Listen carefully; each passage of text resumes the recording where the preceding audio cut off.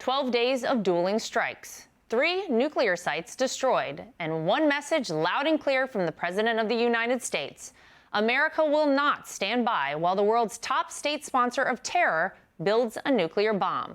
But now the bombs have stopped. The ceasefire, though fragile, appears to be holding. And just before boarding Air Force One for the NATO summit, President Trump was asked if he wanted to see regime change in Iran. I'd like to see everything calm down as quickly as possible.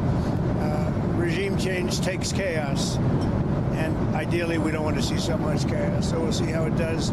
You know, the Iranians are very good traders, very good business people, and they got a lot of oil. They should be fine. They should be able to rebuild and do a good job.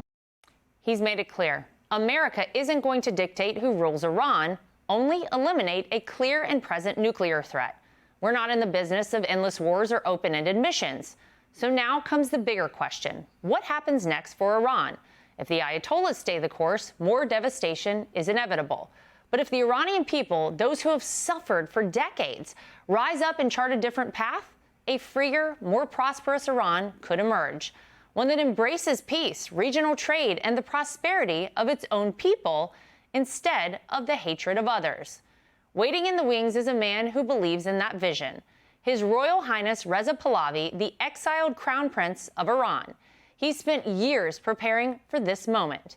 And now, as the regime falters, he may represent Iran's best chance at a new beginning. There's only one way to achieve peace: a secular, democratic Iran. I am here today to submit myself to my compatriots, to lead them down this road of peace and democratic transition.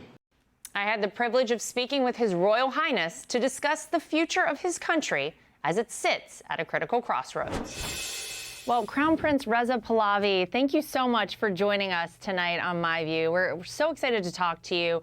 You know, you've been in exile, I think, as so many of us know, since 1979. But maybe you can remind all of us what once upon a time Iran was like before the revolution.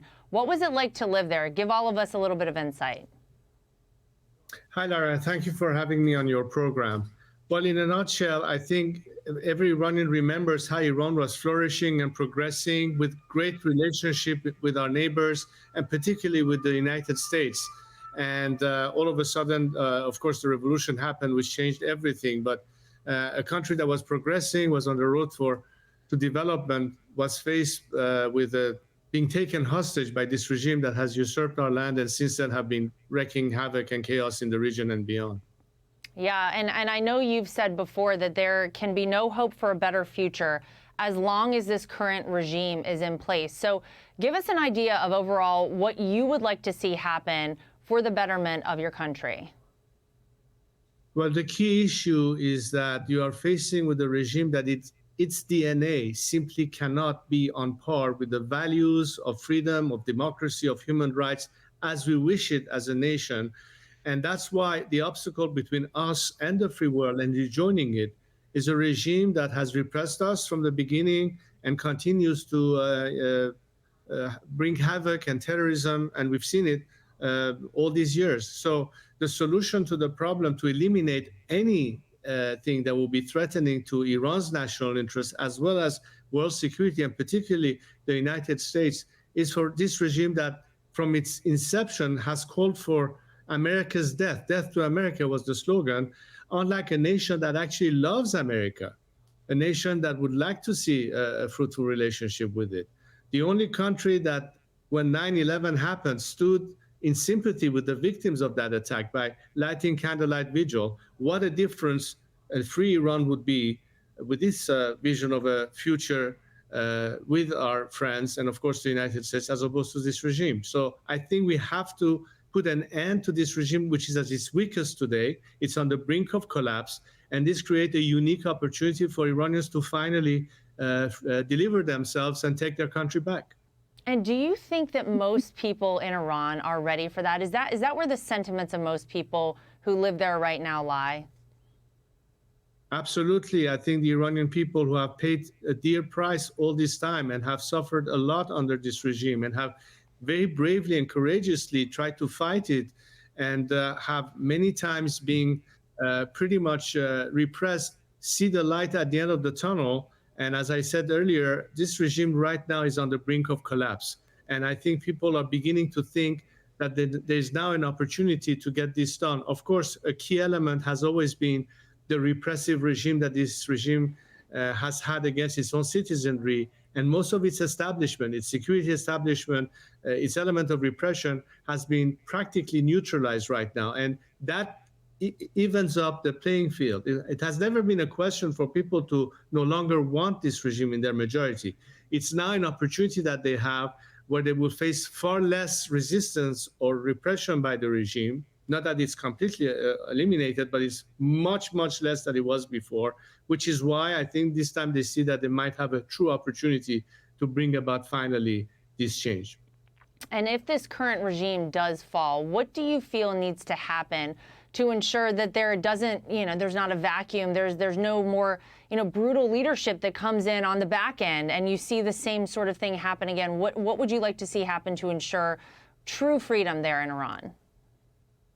Look, the principle of what we stand for, which I think unites and galvanizes all Iranians from all walks of life, are three core principles, which is Iran territorial integrity, which is individual freedoms and equality of all citizens under the law, and of course separation of religion from state. On that basis, we can galvanize all those who are against this regime towards a democratic future.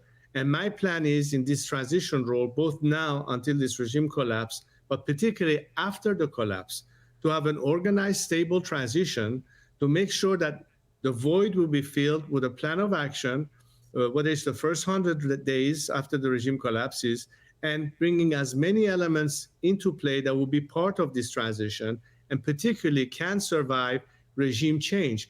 Unlike what happened in Iraq, we are calling for something totally different, which is why one of my messages, and especially since the recent military campaign, for all those who want to now peel away from the regime and join us, people in the military, in the security forces, the civilian bureaucracy, and of course the rest of our people across the land, to come together in a unified campaign, which is also another thing I'll be hosting very soon, to really agree on a roadmap to this transition and have maximum participation so all voices will be heard, and ultimately we'll have a constitutional process which will ultimately determine by means of referendum what the majority of the Iranian people will have as an option to choose. This is the roadmap to that direction, and I've stepped in to take the leadership of this transition, and I'm looking forward to work with all forces who are ready and able to work together in a coalition of the willing. Well, before we let you go, I do want to ask you, we had that great military campaign, as you just alluded to, taking out these Iranian nuclear sites. We have heard, though, that you have, actors like Russia out there and maybe other adversaries to the United States saying, well, we would be able to supply Iran with a nuclear warhead. What do you think the American people should know? What do you want maybe the world to know about this regime's relationship with Russia, with China, with North Korea, with those that we consider true adversaries out there around the world? Well, again, it goes to the point of why this regime should no longer continue to be, because right now you have a winded beast that has been humiliated, that will seek retaliation first and foremost against its own citizenry, but not to mention spread that revenge, if I could call it that, particularly aimed at the West and particularly America. So what I'm thinking here is to say for Americans to know that the Iranian people, unlike this regime, are your friends. We are allied in vision and in principle. And the sooner this regime is gone, there will no longer be any reason for any American to feel insecure about what kind of harm can this regime bring, not just to U.S. interests, but to everybody in the region. And that is the commitment that Iranians have to prove the world that this time, why don't you count on us? We are the agent of change. Unlike this regime, we seek peace, we seek stability, and the best of relationship with the United States, which, by the way, we had before the revolution. And I know many Americans remember that. People in your military, people who had remember what Iran was like, the kind of relationship we had. We're the first one to be targeted by this regime. The first thing this regime did was to take hostages in the embassy in Tehran. And since then, they've been menacing. Thousands of American personnel have been killed during all these years. So I think this is where we can say that a different Iran will be committed to work closely and with the best of intentions with our neighbors and, of course, with the United States of America that has a particular place in our hearts. And Iranians have proven time and again, when they chant, they lie to us, it's America, our enemy is right here, meaning they know exactly the difference between what this regime has in terms of evil intentions, particularly guided to America, as opposed to a liberated Iran that will prove to the world, and particularly to America, that we are your friends. And this time, look at us as the solution, as opposed to hope that this regime will ever change its behavior. We like the sound of that. That is for sure. Crown Prince, thank you so much for joining us. We really appreciate the time, and best of luck with everything that you have moving forward. Much appreciated, Lara. Thank you. Hey, Sean Hannity here. Hey, click here to subscribe to Fox News YouTube page and catch our hottest interviews and most compelling analysis. You will not get it anywhere else.